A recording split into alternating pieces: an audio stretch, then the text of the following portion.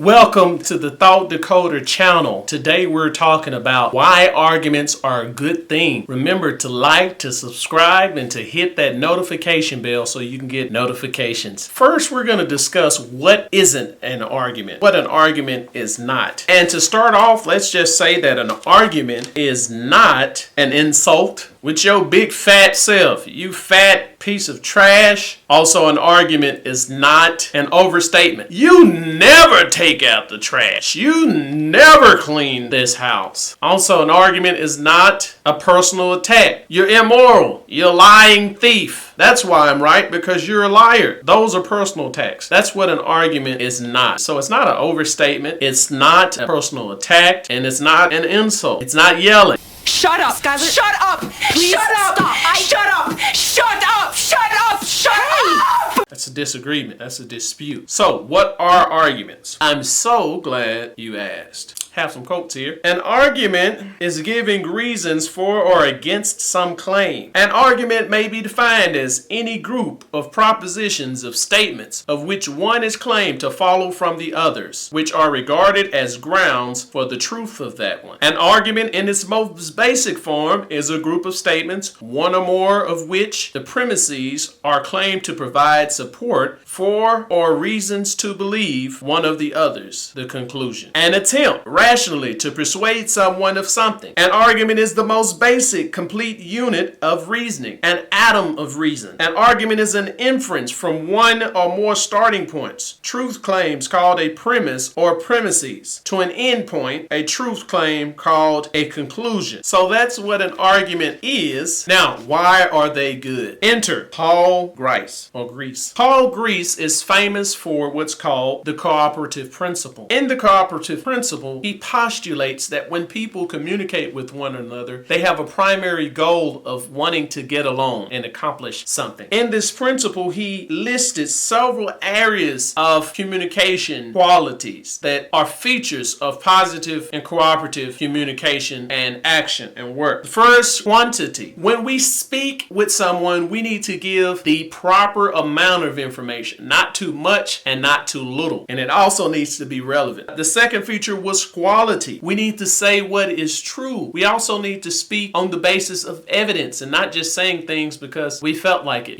We don't just say, if someone asks, where's a fire extinguisher? And you say, oh, in the closet. And they look and there's nothing there. And you say, well, I just felt like saying that. Or I felt in my heart that it was a fire extinguisher there. That's not good enough evidence. So you need to have evidence for what you speak, and you need to speak what is true. That's quality. You also have relevance. If someone asks you for a fire extinguisher, you shouldn't say, oh, there are some at the bottom of the refrigerator. They may ask, why is the fire extinguisher there? Oh, you want a fire extinguisher? That's not relevant. Finally, the manner of which we speak. We need to avoid ambiguity. We need to avoid vagueness, ambiguity of speaking. Finally, we need to be orderly in what we explain, right? If we're explaining something that has steps, we need to put those steps in order. Or something that has parts, we need to describe those things in order of those parts. So, an argument is basically giving reasons or statements to support some other state. And in logic, when we talk about a rational discussions,